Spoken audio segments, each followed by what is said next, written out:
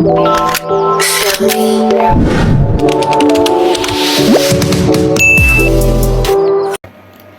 semuanya, perkenalkan saya Novita Melani Ratana dengan NIM 23010502115. Di sini saya akan menjelaskan tentang penyimpanan dan perawatan alat di laboratorium.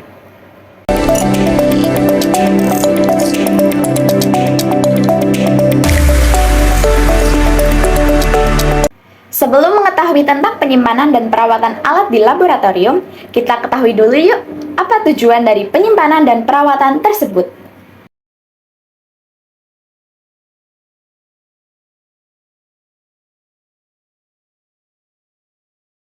Tujuan yang pertama adalah untuk meningkatkan, yaitu dengan melakukan perawatan terhadap alat di laboratorium akan meningkatkan kualitas alat-alat tersebut. Yang kedua adalah untuk mengembalikan fungsi, yaitu dengan melakukan perawatan kita mengetahui alat-alat apa saja yang mengalami masalah, sehingga kita dapat mengembalikan fungsi alat tersebut seperti semula. Dan yang ketiga adalah untuk mempertahankan, yaitu dengan melakukan penyimpanan dan perawatan akan mempertahankan kualitas alat-alat yang ada, sehingga alat tersebut dapat digunakan dengan baik. Setelah mengetahui tujuannya, selanjutnya kita ke teknik-teknik penyimpanan pada alat di laboratorium. Yang pertama yaitu, alat gelas dipisahkan dengan alat logam. Alat gelas seperti tabung reaksi, pipet, dan pipa biuret dapat ditempatkan pada rak khusus. Lalu ada termometer, dibersihkan dengan air, kemudian dikeringkan dan dibiarkan pada suhu ruangan. Baru masukkan pada tempatnya untuk disimpan. Selanjutnya ada alat logam, misalnya statif. Batang statif tidak perlu dilepas dari dasar statif dan diletakkan di atas meja. Alat logam yang sejenis disimpan pada tempat yang sama dan usahakan agar tetap dalam keadaan kering.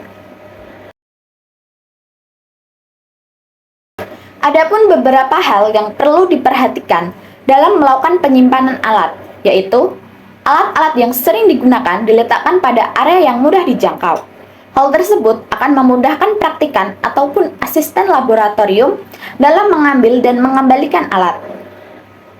Alat-alat yang digunakan untuk praktikum dikumpulkan sesuai dengan golongannya, seperti alat untuk percobaan fisika diletakkan secara terpisah, dan alat untuk percobaan kimia diletakkan secara terpisah juga dengan alat-alat praktikum kimia. Untuk alat yang memiliki beban berat seperti mortar dan alu diletakkan pada bagian rak paling bawah, agar jika terjadi kecelakaan laboratorium tidak menimbulkan cedera yang serius. Mikroskop diletakkan dalam lemari khusus untuk mikroskop. Pada lemarinya terdapat settingan untuk menjaga kestabilan dari mikroskop. Lemari mikroskop ini memerlukan listrik untuk membuat settingannya dan menjaga mikroskop dalam lemari. Dalam peletakan alat-alat tersebut terdapat dasar dari penyimpanan alat, yaitu yang pertama, keadaan laboratorium yang ditentukan oleh fasilitas dan susunan laboratorium dan keadaan alat atau bahan. Yang kedua, kepentingan pemakai ditentukan berdasarkan kemudahan dicari dan digapai, keamanan dalam penyimpanan dan pengambilannya. Dan yang ketiga, keadaan alat dan bahan. Berdasarkan keadaan, maka alat dapat dikelompokkan atas jenis alat, jenis bahan pembuat alat, seberapa sering alat tersebut digunakan, atau jenisnya.